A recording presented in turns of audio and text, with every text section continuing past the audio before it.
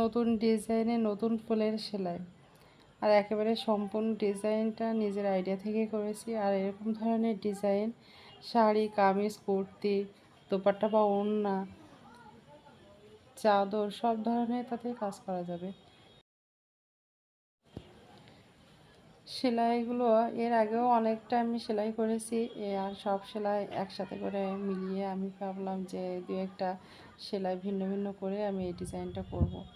এখানে আমি যে দাগটা আছে মানে যেটা ডাল, সেই ডালটা আমি একটা সুতা দিয়ে আগামাথা সেলাই করে নিয়ে মাঝখানের ভিতরে উঠিয়ে উঠিয়ে একটা করে গিট দিয়েছি, মানে গিট্টু দিয়েছি। তারই পারে যে ছোটো ছোটো আঁকানো আছে দাগ দেওয়াগুলো, ওইগুলো ছোট ছোট ডাল। ওই ছোট ডালগুলো আমি দুইটা করে সেলাই দিয়েছি, একটা লম্বা একটা খাটো, পাশাপাশি সেলাই দুইটাই যাবে। এরকমভাবে পুরো ডালের সেলাইটা কাজ করেছি। একটা লম্বা হবে, একটা খাটো হবে।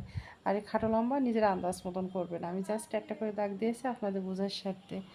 তো এরকমভাবে ডাল করার পরে আমি কালো সুতা দিয়ে যেহেতু কাজ করেছি, কালো সুতা দিয়ে কাজ করার পরে আমি লাল সুতা দিয়ে এখানে ফুলের কাজটা করেছি। একতার সুতা ব্যবহার করেছি, কালো সুতা, আর লাল যেটা ব্যবহার করব ওইটা 2 তার সুতা।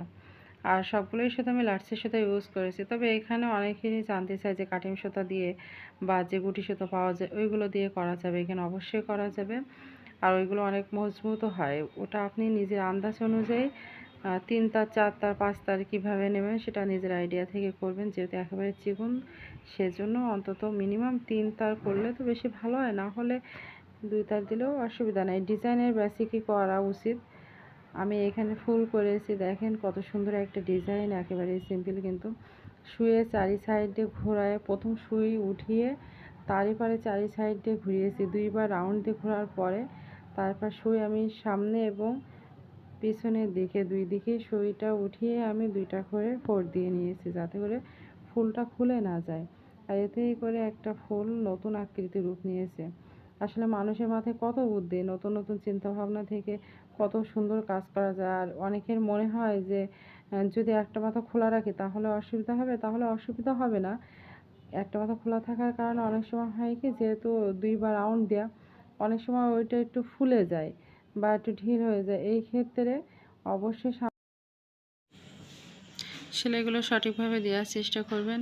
আর মজবুত না হলে সেলাই কিন্তু ভালো দেখায় না। এই জন্য প্রথমে এবং শেষের দিকে সেলাইটা মুখের কাছে এবং লাস্টের দিকে অনেক শক্ত করে দেওয়ার চেষ্টা করবেন। তারপরে দেখেন আমি একটা রাউন্ড করে ফুল করেছি, অনেকটা গোলাপ ফুলের মতন দেখাবে। জাস্ট আপনি সুতোটা একটু উঠিয়ে পিছন দিক থেকে উঠিয়ে সামনে কিছুটা আপনি উপরের দিকে রেখে দেবেন। দেখেন ভালো করে ফলো করেন। তারপরে আবার সুই উঠিয়ে গোড়ার কাছে আরেকটা করে সেলাই দেবেন। দেওয়ার পরে ওইটা কিন্তু শক্ত হয়ে যাবে, যাতে করে আপনার সেলাইটা খুলবে না। দেখে মনে হবে যে আসলে সেলাইটা খুলে যাবে, একদমই সেলাই কিন্তু খুলবে না। ভালোভাবে খেয়াল করেন।